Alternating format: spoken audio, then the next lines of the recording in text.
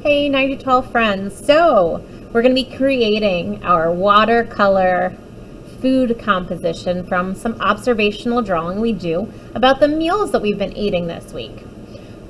This tutorial is going to walk you through kind of step-by-step of some drawing and using of your watercolor pencils. I'm going to show you how to create the pop-up portion as well for our composition.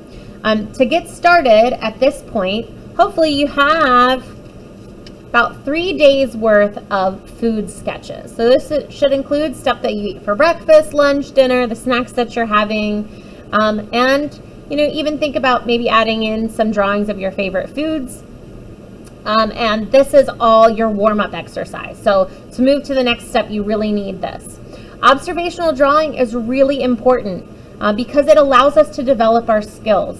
And sitting and drawing things that are still life, like food, allows us to have a great frame of reference. We can really look at something and focus in on the details because it's not moving in front of us. We have all the time that we want in the world.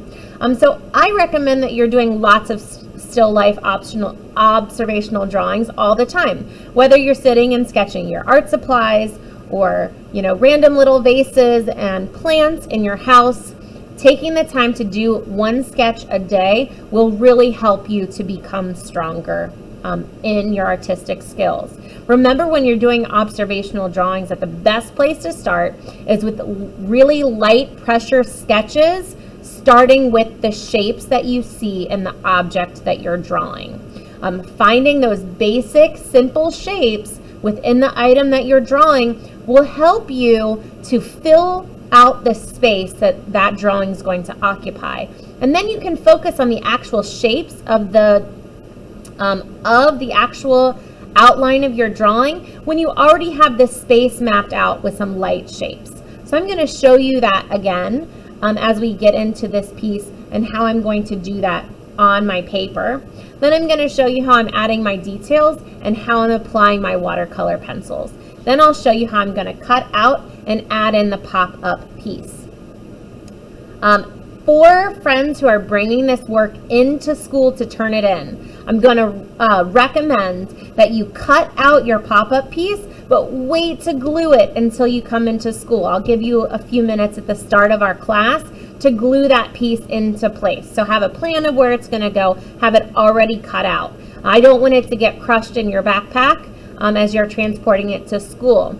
If you're turning it in Artsonia, then you can go ahead and glue it in and take a picture and upload it that way.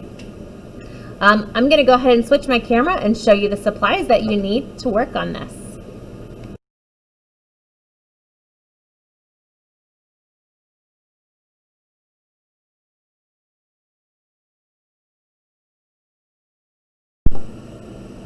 All right.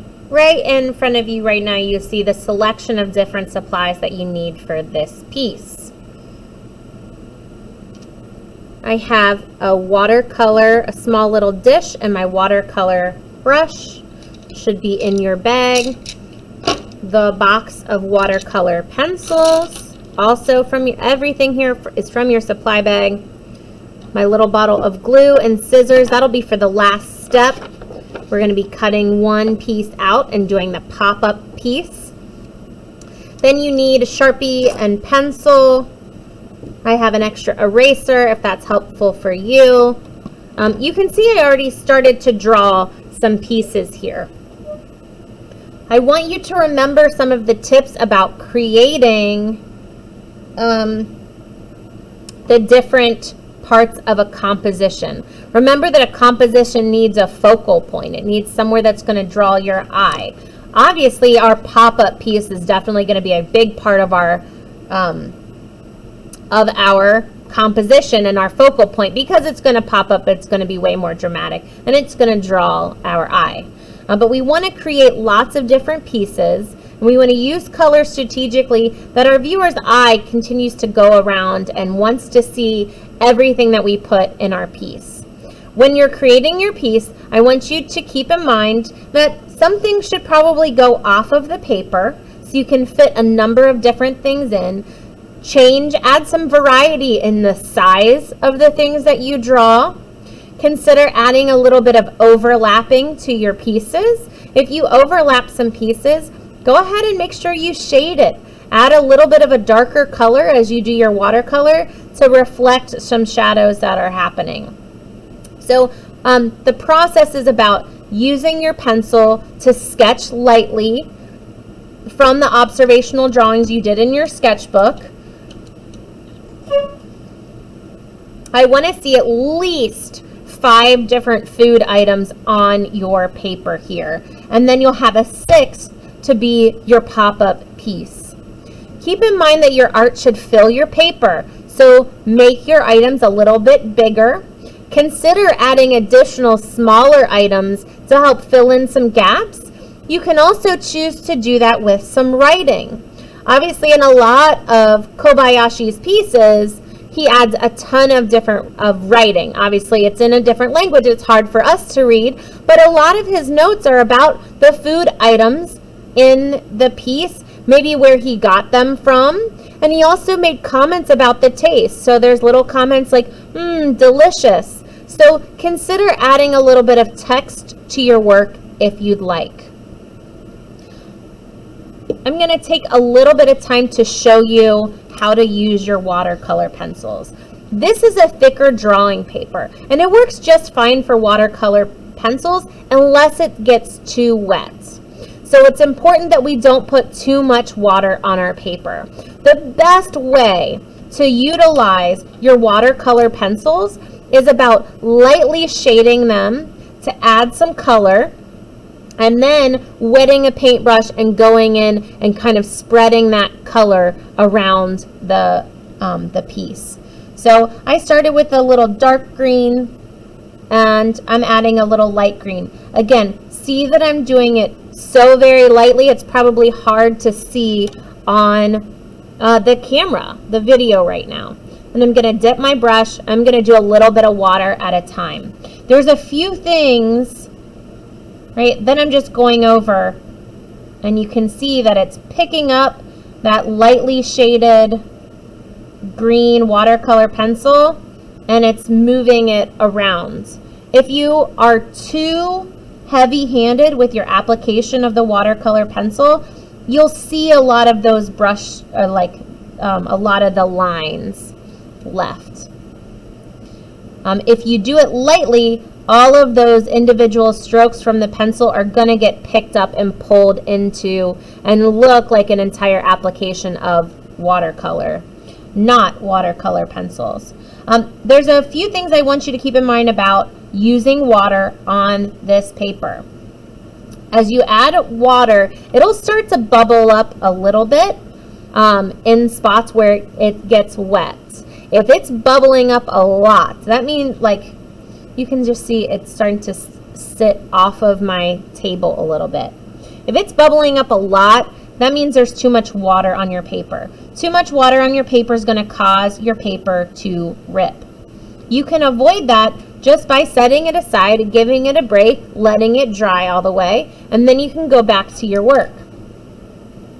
The other thing that's going to let you know that it is too wet, and this is when it gets kind of, on the bad end of the scale, is that what will start happening with the water is the paper itself will start to pill. You'll start to get these tiny balls of paper that are coming up, like the top layer of the paper is starting to come up off the page. That is something you don't really want to have happen. So that's why you need to make sure there's not too much water on your paper, and that if it's starting to get too wet, take a break. That also means that, I should stop in a little bit on this part, and I'll go ahead and draw another piece, or I'll work over on my apple again, and give that part of the paper just a little bit of a rest. But again, using your watercolor pencil is the best way to get a nice application on this paper, is to lightly shade with the watercolor pencils first, and then go back in and use the watercolor to spread, to kind of break down those individual pencil lines and to spread it around your paper.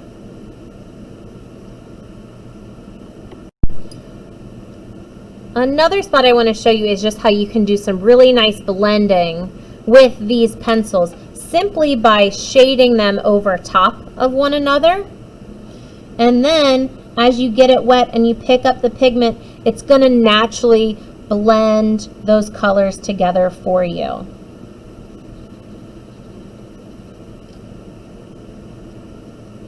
So on my apple, I'm doing some blending from yellow to orange to red.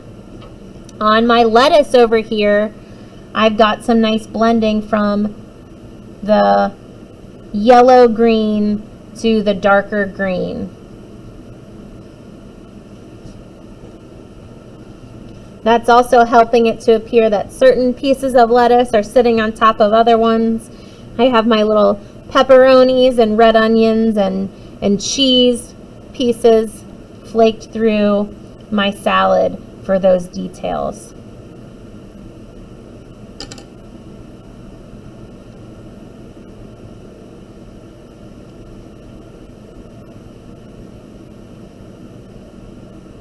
Watercolor pencils are really great to use in that it can really help you with those smaller details because you're drawing. Sometimes when we apply paint, we have a thicker paintbrush, it can be a little harder to control. You should be able to get some really great control with your watercolor pencils by being able to stay in the lines a little bit more. Make sure you don't have too much water on your brush. That can make it harder to control the paint.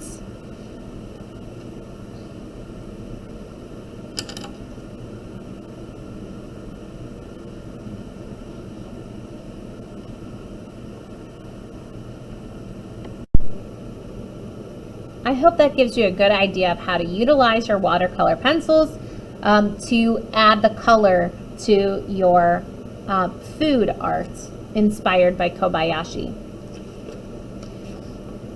I will show you my finished piece in a moment. It's going to take me a little while to do it. You should spend about 2 days worth of time working on the drawing and the watercolor piece. This is not something that you're going to finish very quickly. I do want you to take more time on this piece and make it really, really nice and neat. On your pop-up piece, you're going to want to draw it out and then figure out about where the middle is, because you're going to fold it in the middle and you're going to need 2 tabs that you're going to leave at the bottom of your piece. So these are going to be my 2 tabs. I'm going to fold those under, and that's how I'm going to glue those tabs down to help it pop up off of my paper. So when I cut that out, I want to cut around these tabs and keep them attached.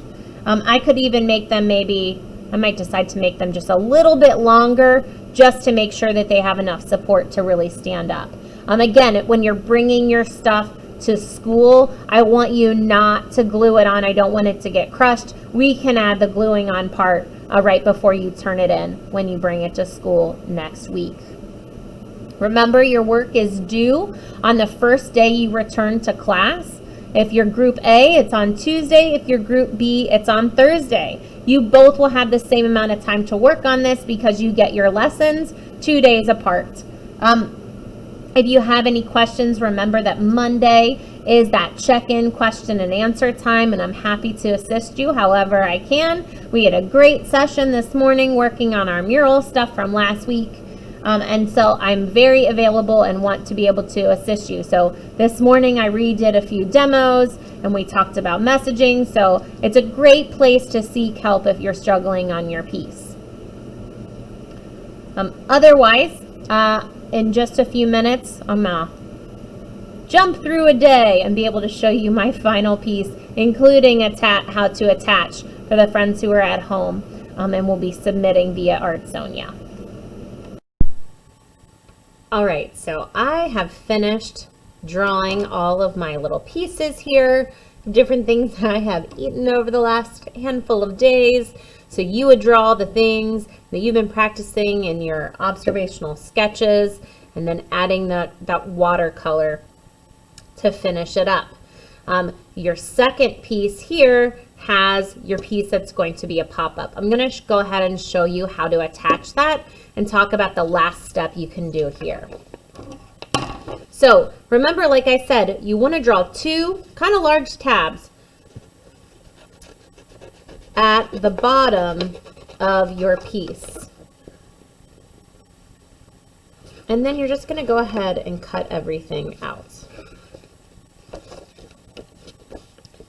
Just remember to take your time when you're cutting, that your scissors should always cut pointing away from you, that your helper hand, which is the hand, your non-dominant hand, the hand you don't write with, has an important job when you're cutting, and that is to hold the paper steady and also to turn the paper so that the hand that's cutting should really only have to focus on doing that up and down motion, just opening and shutting to cut, because the helper hand is the one that is turning the paper as I go. It's way easier to cut like this than to try to move the scissors around. You get in those like awkward positions where you're kind of cutting back at yourself, and that's one, dangerous, but two, it's just really difficult to cut. So use your helper hand, make your helper hand do the work. Okay, so the next thing to do is to figure out about what is the middle and go ahead and fold it in half.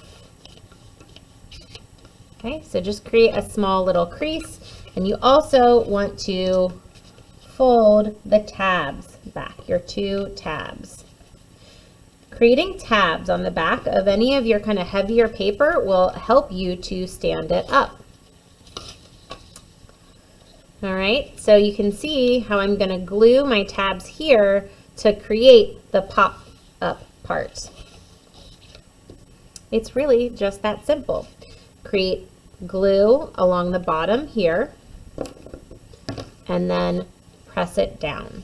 You might want to set something like your oil pastels or another little box on top of it just to make sure that the paper stay connected while you let it dry. Okay, I didn't actually put glue on this, so I can demonstrate this in the classroom as well. But then once it's finished, you can see it'll pop up there and create that awesome three-dimensional effect on your paper as well. All right, I said one last step. If you wanted to write the little pieces here throughout to kind of fill up some of that other space, that would be an option. We saw a lot of that Japanese script, I believe it's Japanese, script all through here where he was talking about, oh, this was delicious, this was my favorite, this is where this is from, making notes about the food that he was eating too. So you can use a nice script, a nice handwriting or font to go in and add some more of those details.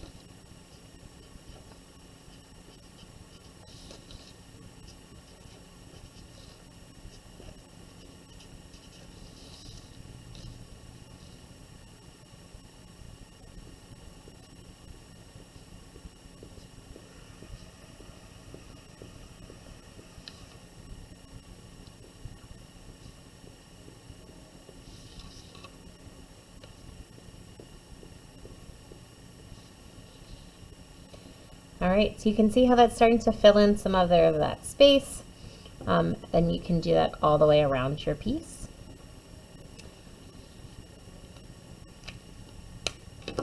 I can't wait to see what your observational food drawings look like, and how much I'm hoping you enjoy utilizing watercolor pencils. I think they're really great for allowing you to paint with greater control, and I'm hoping that you find great success in using them on this project. I also think it'll be really fun for us to share our food drawings next week and to take a look at what other people are eating. Just a little note, how healthy do you think you eat? Sometimes we think we eat a little bit better than we do, and keeping track for a handful of days might really open your eyes to how many fruits or vegetables you're getting each day, which are some of those important things that'll help keep you healthy. I hope you have fun completing your food observational drawing. And remember, please continue to do observational drawings. The things that are all around your house, simple as an apple, just the act of sitting and sketching on a daily basis will improve your art skills tremendously in a pretty small amount of time. See you next week.